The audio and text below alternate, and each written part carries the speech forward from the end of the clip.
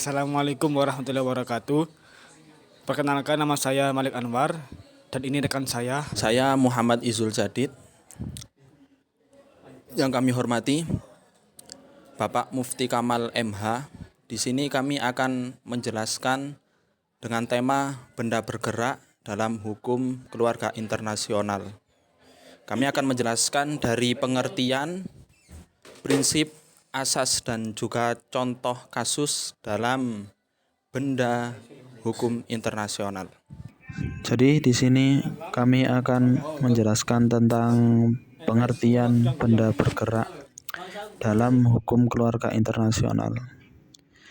Jadi pengertian secara umum dalam hukum perdata, benda bergerak ini didefinisikan yaitu suatu benda yang mana benda tersebut itu karena sifatnya atau karena penentuan undang-undang.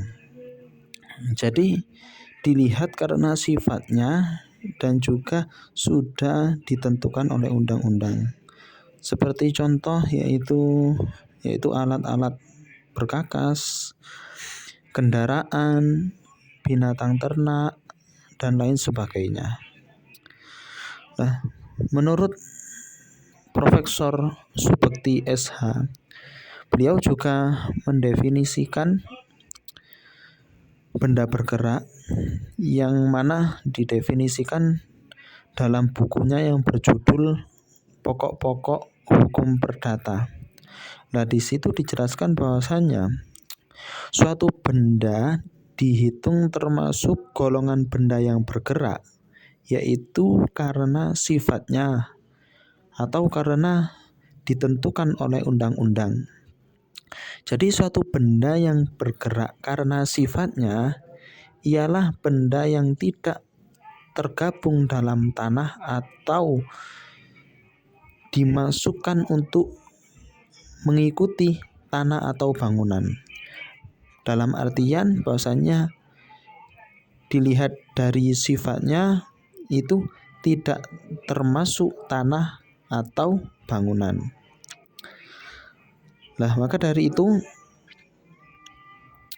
yang pertama tentang benda bergerak yang dilihat karena sifatnya yaitu memang benda-benda yang dapat berpindah atau dapat dipindahkan. Jadi sifatnya itu bisa berpindah atau bisa dipindahkan. Seperti contoh apa? Yaitu hewan ternak, terus meja, kursi dan lain sebagainya. Itu sudah ada di pasal 509 KUH per. Dan juga termasuk sebagai benda bergerak ialah kapal, perahu, gilingan, dan juga tempat pemandian yang dipasang di perahu dan juga sebagainya. Itu sudah dijelaskan dalam pasal 510 KUH per. Untuk yang kedua, benda bergerak dilihat karena ketentuan undang-undang, karena sudah ditetapkan oleh undang-undang, yaitu ada pasal 511 KUH per. Misalnya yang pertama yaitu hak pakai hasil dan juga hak pakai atas benda bergerak. Yang kedua yaitu hak atas bunga-bunga yang diperjanjikan. Jadi itu ditetapkan oleh undang-undang. Untuk yang ketiga, yang selanjutnya nomor 3 yaitu penagihan atau piutang. Yang terakhir yaitu saham atau andil dalam persekutuan dagang dan lain sebagainya. Itulah penjelasan dari benda bergerak. Untuk berikutnya kami akan menjelaskan tentang asas dalam hukum benda internasional. Dalam kaitan ini, di dalam hukum keluarga internasional dikenal dua asas utama yang menetapkan bahwa klasifikasi semacam itu harus dilakukan berdasarkan A. Hukum tempat gugatan atas benda yang diajukan atau leg body. Yang B adalah hukum tempat benda berada atau terletak. Ini menggunakan asas lexitus atau leg recitae. Asas untuk benda bergerak. Beberapa asas hukum benda bergerak yang menyangkut penentuan status benda bergerak menetapkan bahwa status benda bergerak ditetapkan berdasarkan A. Hukum tempat pemegang hak atas benda tersebut atau asas nasionalitas.